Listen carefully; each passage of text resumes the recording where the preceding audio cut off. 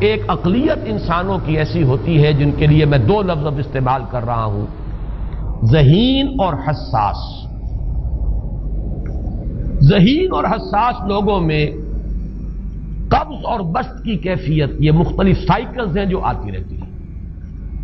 کبھی طبیعت میں پشمردگی ہے، دل بجھا ہوا سا ہے، کچھ نا امیدی سی ہے، خود اپنے اوپر اعتماد کی کمی محسوس ہو رہی ہے، مجھ میں صلاحیت نہیں ہے، میں کچھ نہیں کر سکتا، اب تک جو کچھ کیا اس کا بھی ہے، امنگ بھی ہے، امید بھی ہے، روشن پہلو نظر آ رہے ہیں۔ قبض کی کیفیت میں تاریک پہلو نظر آتے ہیں، مایوسی کے پہلو نظر آتے ہیں، پیسیمزم کی کیفیت، اور یہ جو بسط کی کیفیت ہے اس میں روشن پہلو۔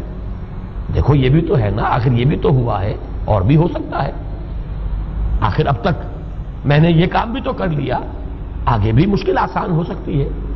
یہ دو کیفیات ہیں قبض اور بسط کی، جن کو کہ صوفیاء کرام نے یہ اصطلاحات، یہ عنوان دیے، قبض اور بسط۔ جتنی انسان کے اندر حساسیت کی کیفیت زیادہ ہوگی، ذہانت زیادہ ہوگی، اتنا ہی یہ جو ویوز ہیں اس کی ایمپلیٹیوڈ زیادہ ہوتی ہے۔ کم ذہین انسان ہے، کم حساس ہے، آئیں گے تو صحیح ہے، لیکن یہ کہ وہ ویو جو ہے اس کا ایمپلیٹیوڈ جو ہے اس کے اندر اوپر اور نیچے کی کیفیت زیادہ نہیں ہوگی۔ لیکن جتنا یہ معاملہ بڑھتا ہے یہ جو ویو ہے اس کی ایمپلیٹیوڈ بڑھتا چلا جاتا ہے۔ لیکن نارمل انسان کا معاملہ یہ ہے کہ یہ حدود کے اندر رہے، اسی کی ایک کیفیت جو ہے اب نارمل جب ہو جاتا ہے، یہی ہے جو جدید ہماری جو سائیکولوجیکل میڈیسن ہے اس میں اسے مینیکس ڈپریسو سائیکوسس کہا جاتا ہے۔ مایوسی ہوئی تو اتنی ہوئی کہ جیسے کمر ٹوٹ کر رہ گئی، اور اسی ڈپریشن میں ہوتی ہیں خودکشیاں، خودکشی کر جاتا ہے ڈپریشن۔ کچھ روشن پہلو نظر ہی نہیں آ رہا، کوئی امید کا پہلو نظر ہی نہیں آ رہا، کوئی صورت نظر نہیں آتی، کوئی امید بن نہیں آتی، کس طرف جاؤں، کدھر دیکھوں، کسے آواز دوں، اے ہجوم نامرادی دل بہت گھبرائے ہے۔ اور جب آدمی محسوس کرتا I can't face these realities، یہ commits suicide۔ یہ اور جب کیفیت ہوتی ہے انشراح کی تو آدمی خوب بھاگ رہا ہے، دوڑ رہا ہے، امنگ ہے، محنت ہے، دوڑ رہا ہے، امیدیں ہیں، اب ہر چیز کا روشن پہلو نظر آ رہا ہے۔ عجیب ہے یہ۔ اصل میں مجھے کچھ تجربہ بھی ہوا ہے، ہمارے خاندان میں بھی یہ مرض موجود رہا۔ میرے والد مرحوم کافی طویل عرصے اس مینیک ڈپریسو سائیکوسس کے مریض رہے۔ کچھ ہوتا ہے یہ معاملہ، ویسے بھی شاید ہمارا خاندان جو ہے اس کیٹیگری میں آتا ہے جس میں ذہانت نسبتاً کچھ زیادہ ہے، حساسیت بھی نسبتاً کچھ زیادہ ہے۔ یہ دوسری بات ہے کہ کوئی شخص جو ہے یہ فلسفے کے طور پر اختیار کر لے کہ اپنے آپ کو ڈھیٹ بنا لینا ہے، یہ فلسفہ بھی بن سکتا ہے، لیکن یہ ہے کہ اگر آدمی چھوڑ دے اپنی طبیعت کو تو یہ دونوں کیفیات آتی ہیں۔ انہی کیفیات میں اگر یہ جو اپورڈ اینڈ ڈاؤنورڈ موومنٹ ہے یہ ایک حد سے نکل جائے تو یہ بیماری ہے مینیک سائیکوسس، مینیک ڈپریسو سائیکوسس۔ اس میں جب آدمی ہوتا ہے وہ اپر کیفیت میں تو اس کے اندر بڑی عظیمت ہے، روشنی ہے، امید ہے، لوگوں سے گفتگو کر رہا ہے، ہنس بول رہا ہے، خوب جو ہے محفل کے اندر، اب وہ محفل میں اسے دلچسپی محسوس ہو رہی ہے اور اسے ہر چیز کا روشن پہلو نظر آ رہا ہے، خود اپنے وجود کا بھی روشن پہلو، دوسروں کے وجود کا بھی، دوسروں کی بات میں سے بھی وہ اچھا پہلو تلاش کریں گے، وہ برا پہلو تلاش نہیں کریں گے۔ جب دوسری کیفیت ہے ڈپریشن کی، ہر ایک کی بات میں کوئی برائی نظر آئے گی، کوئی اس کی نیت کا فطور ہے، کوئی فساد ہے، کوئی یہ جو ہے بدنیتی کے ساتھ یہ بات کر رہا ہے، کوئی خیر کہیں ہے ہی نہیں، برائی ہی برائی ہے، مایوسی ہی مایوسی ہے، بدلی ہی بدلی۔ یہ ہے در حقیقت وہ کیفیت، اس کو غالب نے بہترین انداز میں تعبیر کیا ہے۔ ذہین اور حساس انسانوں میں ان کی جو ترقی ہے وہ انہی مراحل سے ہو کر گزرتی ہے، اور ہر ڈپریشن کے بعد، ڈپریشن میں اس سینس میں استعمال نہیں کر رہا یعنی بیماری کی حد تک پہنچنے والی ڈپریشن نہیں، صرف قبض کی حد تک پہنچنے والا معاملہ۔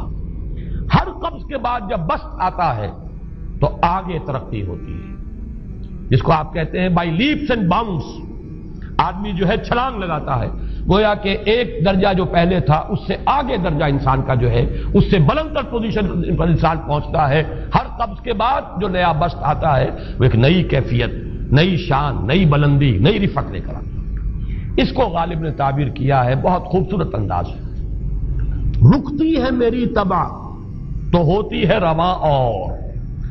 یعنی شاعر بھی کبھی ایسا وقت آتا ہے شعر جو ہے وہ اس پر نازل ہی نہیں ہو رہا، شعر نہیں کہہ پا رہا، طبیعت میں رکاوٹ سی ہے، بندش سی ہو گئی ہے، کوئی کلام موضوع ہو ہی نہیں رہا. لیکن پھر جب یہ کیفیت جو ہے بدلتی ہے اور جب پھر بست کی کیفیت آتی ہے، رکتی ہے میری طبع تو ہوتی ہے رواں اور، پھر اس کے اندر ایک جولانی نئی ایک کیفیت جو ہے انشراح کی، وہ ایک بالکل نئی کیفیت نئی شان کے ساتھ. یہ ہے وہ معاملہ جو ان آیات مبارکہ کے پس منظر میں ہے. اسی لیے اب میں آپ کو اس کا حوالہ دے رہا ہوں. تفسیر مظہری میں قاضی ثناء اللہ پانی پتی رحمت اللہ علیہ نے بہت عمدہ بات فرمائی ہے کہ حالت قبض اگر کسی شخص پر طاری ہو تو اس حال میں اکسیر کا درجہ رکھتی ہے یہ سورہ مبارکہ، اس لیے کہ یہ نازل ہوئی ہے محمد الرسول اللہ صلی اللہ علیہ وسلم پر اسی حالت قبض میں.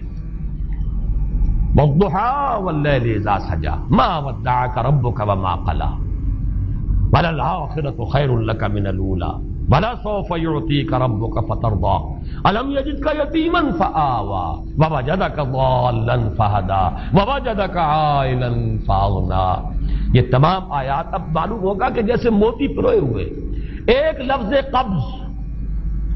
اب اس میں جو بھی واقعاتی اور جو میں نے آپ کو روایاتی جو بھی پس منظر بیان کیا وہ بھی فٹ بیٹھ رہا ہے. وہ خودکشی کا معاملہ بھی آ گیا اس میں فٹ بیٹھ رہا ہے کہ بخاری شریف میں روایت موجود ہے کہ حضور فرماتے ہیں کہ میری طبیعت پر اس درجے اضطراب تھا، اتنی کیفیت جو ہے میری تشویش کی تھی کہ میرے دل میں بار بار خیال آتا تھا کہ پہاڑ پر چڑھ کر اپنے آپ کو نیچے گرا دوں. یہ سارے معاملات اب آپ کو محسوس ہوگا جیسے تمام کڑیاں جو ہے وہ جڑ گئی، جیسے رات کو اب آپ اٹھ نہیں پا رہے، اضمحلال ہے، اعصابی جو ہے اعصاب اس درجے متاثر ہو چکے ہیں. صرف یہ ایک احساسات کی کیفیت نہیں ہے، آپ کی قوت فعلی جو ہے، قوت عملی، وہ بھی اس درجے متاثر ہو چکی ہے کہ کئی راتیں گزر گئی اور آپ رات کو نہیں اٹھ سکے، جس پر کہ ام جمیل کو یہ کہنے کا موقع مل گیا کہ معلوم ہوتا ہے محمد تمہارا شیطان تمہیں چھوڑ گیا. اب یہ جملہ اپنی جگہ پر اس کی کاٹ ہے یقیناً اس سے یضیق صدرک بما یقولون، لیکن وہ کیفیت جس کی وجہ سے یہ جملہ آیا ہے اس پر نگاہ دوڑائیے، اس پر نگاہ کو مرکوز کریں گے تو معلوم ہوگا ایک لفظ قبض، یہ قبض کی ایک کیفیت تھی. اس قبضی کی کیفیت کا ایک مظہر یہ ہے چونکہ یہ بھی تو در حقیقت قلب مبارک جو ہے محمد الرسول اللہ صلی اللہ علیہ وسلم کا، اسی پر تو وحی کا نزول ہوتا تھا. یہ بھی وہی داخلی احساسات و کیفیات کا معاملہ ہے، یہی بھی در حقیقت یہ واردات قلبیہ ہی کا سارا معاملہ ہے.